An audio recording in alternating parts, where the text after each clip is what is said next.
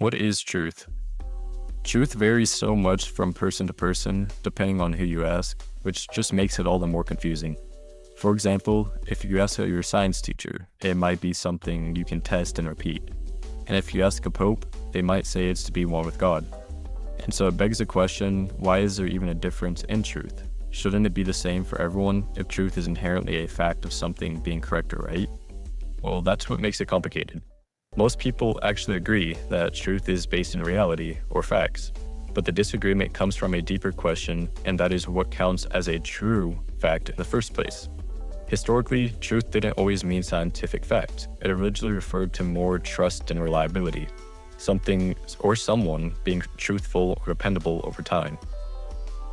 However, with the rise of the scientific revolution, truth became tied closer to something you can test and have evidence for. And this is where the problem begins, not in what truth is, but in how we decide what counts as valid evidence for truth. A great example of this issue is between two thinkers who approach truth differently. Karl Popper, who's an older philosopher of science, and Greg Kool, who's a modern philosopher and Christian apologist. I chose these two because they actually agree on a lot about truth. Both would say truth is based in a reality and corresponds to facts. But that's where their definitional agreement stops. They agree on truth itself, but not how truth is determined. First, looking at Karl Popper, he believes certain methods of finding facts were pseudoscience, especially when the evidence is only used to support pre-existing beliefs. Instead, Popper argued that science should aim to disprove ideas rather than confirm them. It is easy to find evidence for something you already believe. This is known as confirmation bias.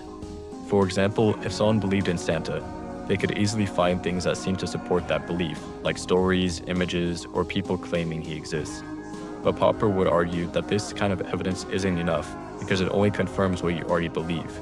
Instead, you'd have to try and test the claim, potentially prove it wrong, like staying up all night to see what actually happens. And if it turns out that Santa isn't real, you'd have to be willing to accept that, rather than continue believing anyways. This idea is what he called falsification. The idea that for something to be considered scientific or factual, it must be able to be tested and potentially proven wrong. So for Popper, truth is defined through testability. If something cannot be tested, it cannot be confirmed as truth within science. And this is where the split begins. Greg Kool, who's a Christian apologist, actually agrees that truth corresponds to reality. However, he doesn't think science is the only way to determine what is true. For example, if we were to try and say unicorns don't exist, well, we all would typically agree they don't.